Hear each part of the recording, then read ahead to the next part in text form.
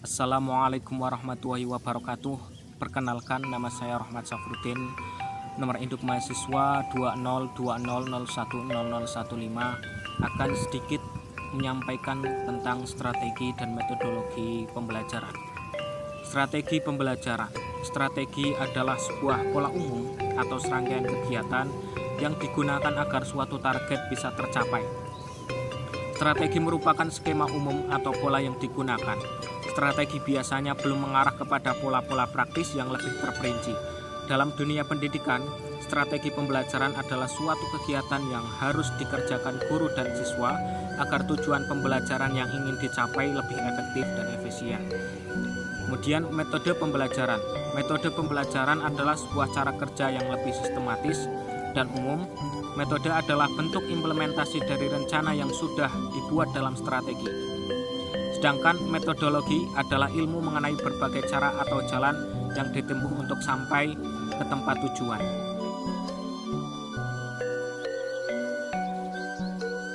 Prinsip-prinsip pembelajaran. Prinsip dari kata prinsipia berarti permulaan, titik awal dari lahirnya hal-hal tertentu. Prinsip juga bisa diartikan sebuah asas kebenaran atau patokan yang dijadikan landasan berpikir dan bertindak. Prinsip-prinsip pembelajaran secara umum meliputi perhatian dan motivasi, keaktifan, keterlibatan langsung, pengulangan, tantangan, perbedaan individu. Kesemuanya ini dapat berimplikasi terhadap pelaksanaan proses pembelajaran. Kedudukannya dalam strategi dan metodologi pembelajaran adalah yang pertama sebagai alat motivasi untuk membangkitkan semangat, baik semangat guru maupun semangat peserta didik. Kemudian sebagai pedoman dalam kegiatan belajar mengajar dan sebagai sarana untuk mencapai tujuan pendidikan.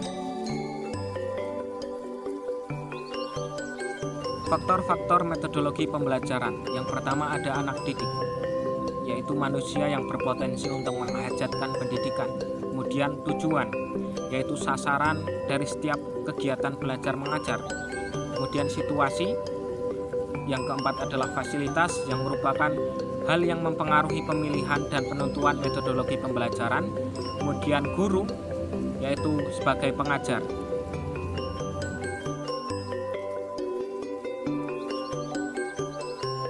Macam-macam metode pembelajaran. Yang pertama ada metode ceramah atau penuturan materi dalam bahan ajar secara lisan yang dilakukan oleh guru. Kelebihan dari metode ini adalah metode ini mudah dipahami dan tidak banyak memerlukan alat bantu. Akan tetapi kekurangannya tidak ada peragaan khusus dari setiap materi yang disajikan. Siswa juga sering merasa bosan jika guru tidak memiliki kemampuan berbahasa yang baik. Kemudian metode simulasi atau demonstrasi.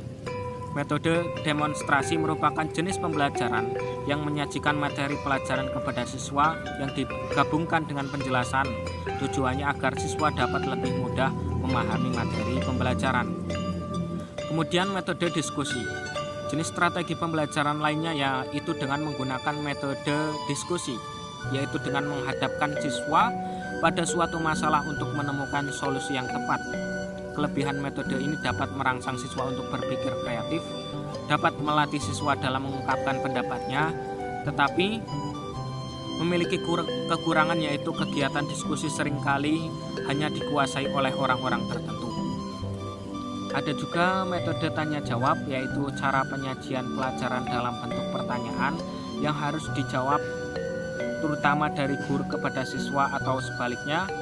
Ada juga metode latihan atau training, yaitu suatu cara mengajar yang baik untuk menanamkan kebiasaan tertentu atau memelihara kebiasaan.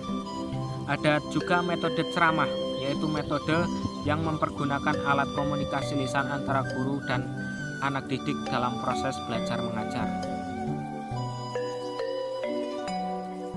Kemudian manfaat strategi dan metodologi pembelajaran PAI. Yang pertama sebagai alat yang diperlukan dengan cara yang sebaik-baiknya untuk memperoleh hasil yang sempurna. Kemudian kedua, untuk mengetahui sifat dan ciri khas dari macam-macam mata pelajaran, hakikat anak didik, dan lain-lain. Kemudian sebagai bahan pertimbangan dalam menemukan pilihan metode mengajar, kemudian mempermudah pengajaran agama Islam dalam menerapkan dan menanamkan ideologi yang mantap hingga tidak hilang kepercayaan murid terhadap nilai-nilai yang tersimpan dalam Al-Quran. Yang terakhir, memperjelas materi keagamaan bagi murid baik yang bersifat logika maupun etika, sehingga pengetahuan murid dapat terbentuk di dalam suatu pemahaman yang sama dan tidak menyimpang dari pokok dasarnya.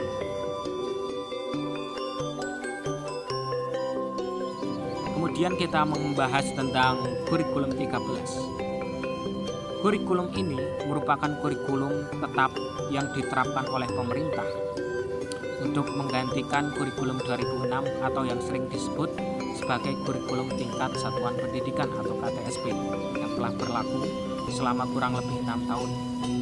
Dengan adanya perbedaan dari kurikulum sebelumnya, perubahan kurikulum ini bertujuan untuk memperbaiki kualitas pendidikan di Indonesia sehingga menjadi lebih efektif dan maksimal. Ditinjau dari pengertiannya, kurikulum adalah perangkat rencana dan pengaturan mengenai tujuan isi dan bahan belajar serta cara yang digunakan sebagai pedoman penyelenggaraan kegiatan untuk mencapai tujuan pendidikan tertentu. Kehadiran kurikulum 13 diharapkan mampu melengkapi kekurangan kurikulum sebelumnya. Kurikulum 13 disusun dengan mengembangkan dan memperkuat sikap pengetahuan, keterampilan secara berimbang, penekanan pembelajaran diarahkan pada penguasaan pengetahuan dan keterampilan yang dapat mengembangkan sikap spiritual dan sosial sesuai dengan karakteristik pendidikan agama Islam dan budi pekerti diharapkan akan membuahkan budaya keagamaan di sekolah. Kemudian strategi dan metodologi kurikulum 13 yakni bermacam-macam. Yang pertama ada strategi discovery learning, adalah teori belajar yang didefinisikan sebagai proses pembelajaran yang terjadi bila pelajar tidak disajikan dengan pelajaran dalam bentuk finalnya, tetapi diharapkan mengorganisasi sendiri. Kemudian strategi inquiry learning, yakni pembelajaran yang mempersiapkan situasi bagi anak untuk melakukan eksperimen sendiri. Kemudian strategi problem based learning atau PBL adalah metode pengajaran yang bercirikan adanya permasalahan nyata sebagai konteks untuk para peserta didik belajar berpikir dan keterampilan memecahkan masalah dan memperoleh pengetahuan. Kemudian ada strategi project based learning, yakni pembelajaran yang menggunakan proyek kegiatan sebagai media peserta didik melakukan eksplorasi, penelitian, interpretasi, sintesis, dan informasi untuk menghasilkan berbagai bentuk hasil belajar. Ada juga strategi scientific learning, yakni proses pembelajaran yang dirancang sedemikian rupa agar peserta didik secara aktif mengetahui konsep hukum atau prinsip melalui tahapan-tahapan mengamati, kemudian merumuskan masalah, mengajukan atau merumuskan hipotesis, mengumpulkan data dengan berbagai teknik, menganalisis data, menarik kesimpulan, kemudian mempresentasikannya. Revolusi industri terdiri dari dua kata, yaitu revolusi dan industri. Revolusi dalam Kamus Besar Bahasa Indonesia berarti perubahan yang bersifat sangat cepat, sedangkan pengertian industri adalah usaha pelaksanaan proses produksi. Sehingga jika dipadukan maka bermakna suatu perubahan dalam proses produksi yang berlangsung cepat. Perubahan cepat ini tidak hanya bertujuan memperbanyak barang yang diproduksi, namun juga meningkatkan mutu hasil produksi atau kualitas. Revolusi industri adalah perubahan besar dan radikal terhadap cara manusia memproduksi barang. Perubahan besar ini tercatat sudah terjadi 3 kali, dan saat ini kita sedang mengalami revolusi industri yang keempat. Kemudian di era revolusi industri tentu ada tantangan tersendiri bagi guru PAI. Yang pertama, kurang efektifnya relasi peserta didik dan guru dengan adanya sistem online yang menyebabkan berkurangnya tatap muka antara guru dan peserta didik. Kemudian dikhawatirkan peran guru pendidikan agama Islam akan tergeser oleh teknologi apabila guru tidak mengetahui perkembangan teknologi yang begitu pesat tersebut. Yang ketiga, tanpa seorang guru, peserta didik sudah bisa bebas berselancar mencari tahu materi-materi pembelajaran. Hal ini menjadi tantangan besar bagi guru PAI yang dimana di dalam Islam sendiri mengajarkan sikap tawadhu. Kemudian sikap tawadhu terhadap guru juga semakin memudar karena berkurangnya rasa butuh terhadap ilmu yang dimiliki oleh guru. Yang terakhir, peserta didik mudah terjerumus kepada hal-hal negatif apabila tidak diarahkan karena ilmu yang didapat belum pasti bersumber dari kebenaran. Kemudian, bagaimana upaya guru PAI dalam menghadapi tantangan perubahan era 4.0? Upaya guru dalam menghadapi era revolusi 4.0, guru harus bisa menggunakan strategi pembelajaran PAI yang sesuai dengan peserta didiknya.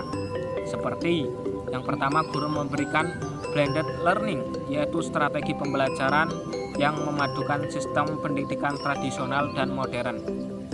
Kemudian yang kedua, peserta didik diberikan tugas untuk menyelesaikan suatu permasalahan dengan mencari suatu solusi di website-website yang berisi konten pendidikan Islam yang sudah terpercaya kebenarannya.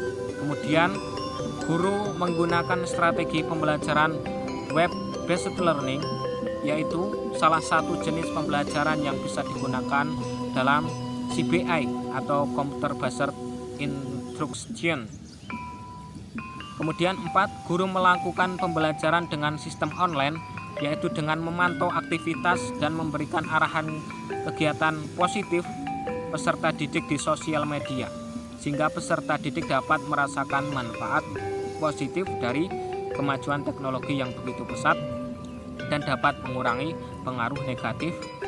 Melalui identifikasi berbagai tantangan dan upaya pembelajaran PAI di era revolusi industri 4.0, diharapkan akan terpenuhi tujuan pembelajaran PAI dalam rangka mempersiapkan diri manusia sebagai pengemban tugas khalifah di bumi yang diharapkan akan mampu meningkatkan pribadi manusia dari kesetiaan yang hanya taat kepada Allah semata dan melaksanakan akhlak Qur'ani yang diteladani oleh Nabi Muhammad SAW, sehingga guru mampu mengarahkan potensi intelektual peserta didik dalam menentukan kebenaran dan sebab-sebabnya sehingga bermuara pada pembentukan kepribadian yang utuh.